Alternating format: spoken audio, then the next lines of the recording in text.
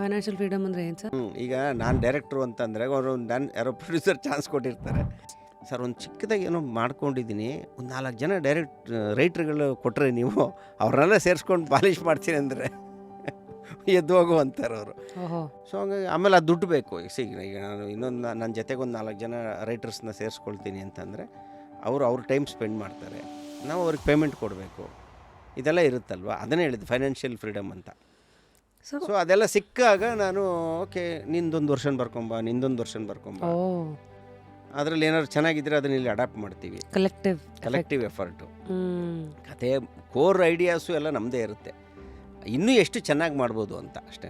ನಾವು ಕೋಟ್ಯಾಂತರ ಜನಗಳನ್ನು ಕನ್ವಿನ್ಸ್ ಮಾಡಬೇಕು ಒಂದು ಸಿನಿಮಾ ಅಂದರೆ. ಎಸ್. ಅದರಲ್ಲಿ ಒಂದು 4 ಜನ ಸೇರಿಕೊಂಡು ಯೋಚನೆ ಮಾಡಿ ಅವ್ರು ಒಬ್ಬೊಬ್ರಿಗೆ ಒಂದೊಂದು ಡೌಟ್ ಬರುತ್ತಲ್ವ. ಅಥವಾ ಯಾವುದೋ ಒಂದು ಎಲ್ಲೋ ಒಂದು ಪಜಲ್ ಬಂದಾಗ ನನಗೆ ಸಾಲ್ವ್ ಮಾಡೋಕ್ಕಾಗದಲ್ಲಿರೋ ಪಜಲ್ನ ಇನ್ನೊಬ್ಬ ರೈಟರ್ ಸಾಲ್ವ್ ಮಾಡ್ಬೋದು. ನಾನು ಒಂದೇ ದಿಕ್ಕಲ್ಲಿ ಯೋಚನೆ ಮಾಡ್ತಾ ಇರ್ತೀನಿ, ಅವನು ಇನ್ನೊಂದು ದಿಕ್ಕಲ್ಲಿ ಯೋಚನೆ ಮಾಡ್ತಾನೆ.